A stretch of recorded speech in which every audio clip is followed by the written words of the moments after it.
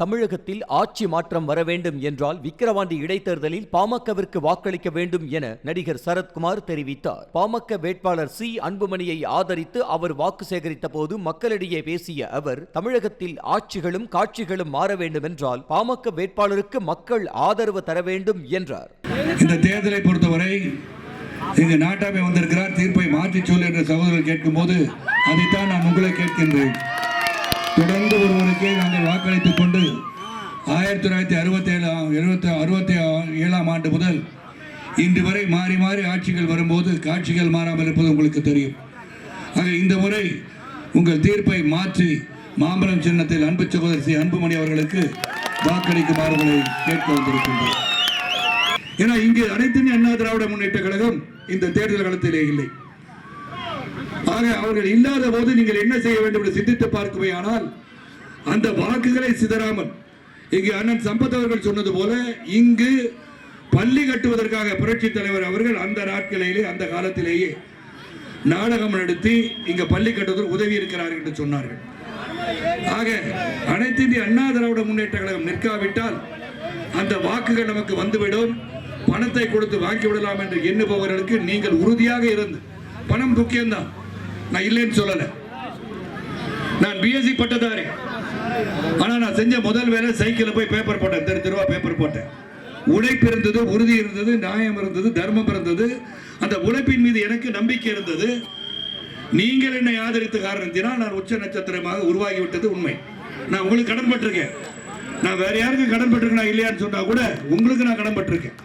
எந்த நடிகையா இருந்தாலும் நீங்க போய் படம் பார்த்து ரசித்திருக்காவிட்டால் நாங்கள் இந்த அளவுக்கு உயர்ந்திருக்க மாட்டோம். ஆக நான் உங்களுக்கு கடன் பட்டிருக்கேன், அந்த கடனை தீர்ப்பதற்காக பொதுநல சேவையில் நாங்கள் இறங்கி இருக்கின்றோம். ஆக உங்களை பற்றி சிந்திக்கும் போது வருங்காலம் எப்படி இருக்க வேண்டும், வருங்கால இளைஞர்கள் எப்படி இருக்க வேண்டும். நான் கஷ்டப்பட்டேன், உழைச்சேன், சம்பாதிச்சேன், உங்க ஆதரவு இருந்தது, வளர்ந்தேன்.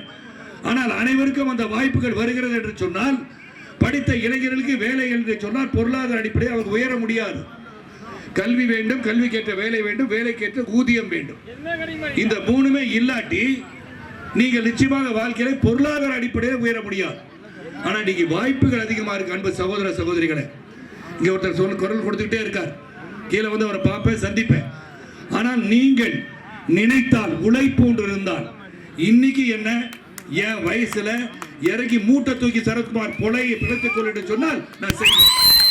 அதான் உங்கள் மன உறுதியாக இருக்க வேண்டும்.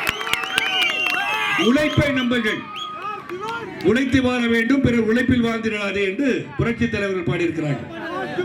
ஆக நீங்க சிந்தித்து பாருங்க, அந்த உழைப்பு எங்கிருந்து வருகிறது. உங்களிடம் இருக்க நியாயம், தர்மம், உங்களை பாதுகாத்துக் கொள்கின்ற மன வளர்ச்சி, மன தளர்ச்சி இல்லாமல் உங்களுடைய ஆரோக்கியம், இது இருந்தாதான் நீங்க நல்லது செய்ய முடியும். வருங்காலத்தை சிந்திச்சு பாருங்க. இருக்க பெண் பிள்ளைகள் பாருங்க, சின்ன சின்ன குழந்தைங்க இருக்காங்க, அவங்களுடைய வருங்காலம் எப்படி இருக்க வேண்டும். அதற்கு நாம் அஸ்திவாரம் போடணும்னா உறுதியாக ஆட்சிகளும் மாற வேண்டும், காட்சிகளும் மாற வேண்டும்.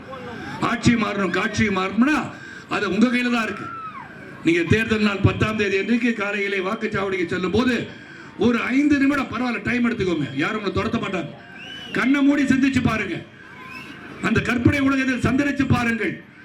நான் வாக்களிப்பது யாருக்கு? கொடுத்த 1000 ரூபாய்க்கா, கொடுத்த 500 ரூபாய்க்கா, கொடுத்த 2000 ரூபாய்க்கா, குவாட்டருக்கும் பிரியாணிக்குமான்னு சிந்திச்சு பாருங்க.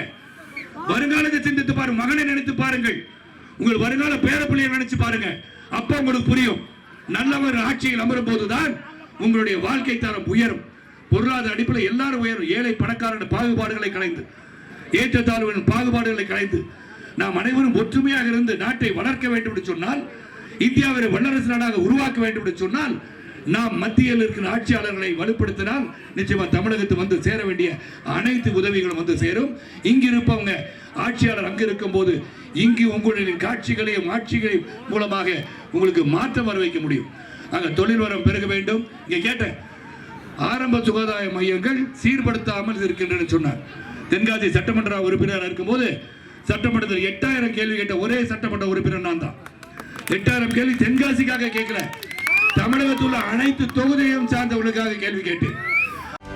செய்திகளை உடனுக்குடனும் துல்லியமாகவும் தெரிந்து கொள்ள சப்ஸ்கிரைப் பண்ணுங்க.